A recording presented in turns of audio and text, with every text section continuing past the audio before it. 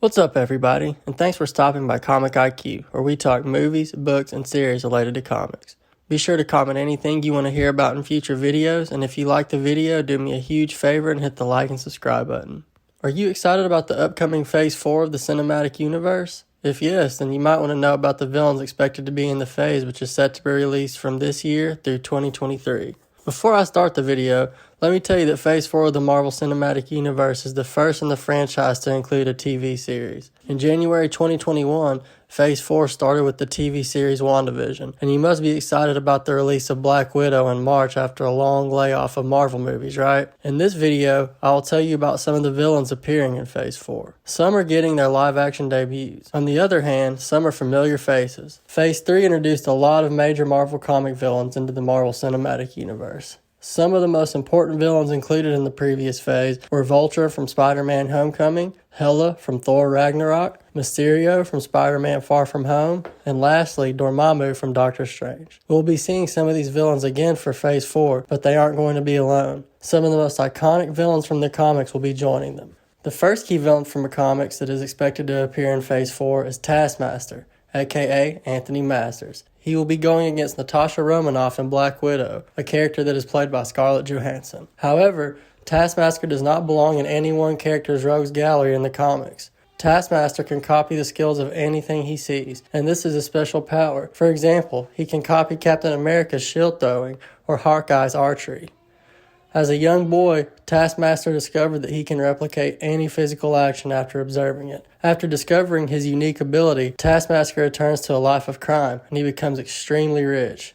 However, Taskmaster grows unsatisfied, and in order to expand his reach, the villain opens a school. This is not an ordinary school. Taskmaster shapes his villains into good guy killing machines at this school. I'm sure that he will prove an interesting foe for Black Widow's Natasha. Sony has already confirmed that Marvel films are going to be a part of the Marvel Cinematic Universe. Sony's second film in the Spider-Man series will center on Jared Leto's Michael Morbius. Comic book fans know him by the name of Morbius the Living Vampire. He starts as a biochemist named Dr. Michael Morbius, who later becomes a monster while trying to find a cure for his rare blood disease.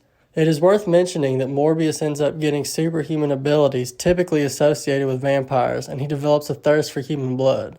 However, this villain has none of the mystical weaknesses of vampires, like holy water, garlic, or crucifixes. While he started out as a foe of Spider-Man, this villain has become more of an anti-hero in several modern stories.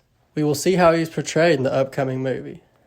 We have already seen this villain in the film Venom. Now it is expected that Carnage, played by Woody Harrelson, will be a much bigger part of the action in the upcoming second part of the Venom series. In fact, Carnage will be the main villain in Venom. In this film, Woody Harrelson will appear as Cletus Cassidy, and Cletus eventually becomes Carnage. His life was marked by violence and murder during his childhood, and he later becomes a serial killer. Then Cassidy comes across the alien symbiote, which bonds to him, transforming Cassidy into Carnage. Another villain who is set to appear in Venom 2 is played by Naomi Harris. This villain wears several hats, and you might want to note that she is Carnage's love interest. This powerful mutant is an enemy of Spider-Man. In Venom 2, Carnage, along with Shriek, create an entire brood of symbiotes to conquer and destroy New York City. She can manipulate sound, and Shriek can even alter the state of mind of a person towards fear, despair, and anger. She uses this power to drive people violently to attack each other. Moreover, this villain can fly and unleash powerful sonic shockwaves. Eddie Brock might need a little help from Spider-Man, as Shriek and Carnage might be too much for him to handle.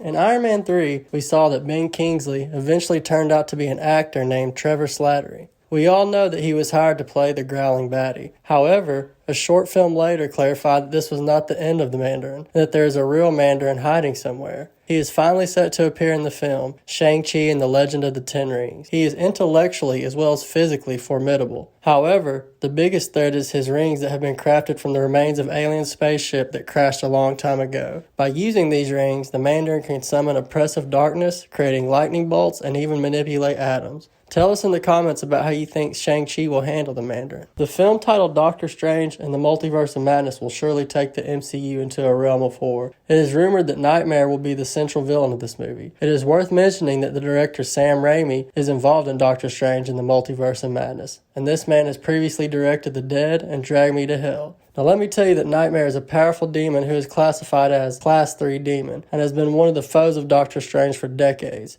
He controls a terrifying part of the dream dimension, the nightmare world. The villain feeds off human energy and uses his influence to dominate and control other people. You might already know that Thor, Love and Thunder, is the final film of Phase 4. However, do you know who will be the villain in this film? Well, no one knows for sure who the villain will be, but we do know that Christian Bale will play the role of the central villain in Thor Love and Thunder, and it is expected that Bale will appear as Gore, the God Butcher, who is an alien from an impoverished planet. He has lost all of his loved ones and eventually arrives at the conclusion gods don't exist. However, Gore later discovers two gods battling against each other. He realizes that gods are real and they did nothing for him and his loved ones. From that day on, the main goal of Gore is to destroy gods. This man would undoubtedly be a great foe for Thor. I hope you liked this video. Tell us in the comments below what other villains you expect to see in the Marvel Cinematic Universe of Phase 4. Lastly, if you've not already subscribed to this channel, please hit the like and subscribe button and don't forget to hit that bell icon so you can never miss any updates. Appreciate it, guys.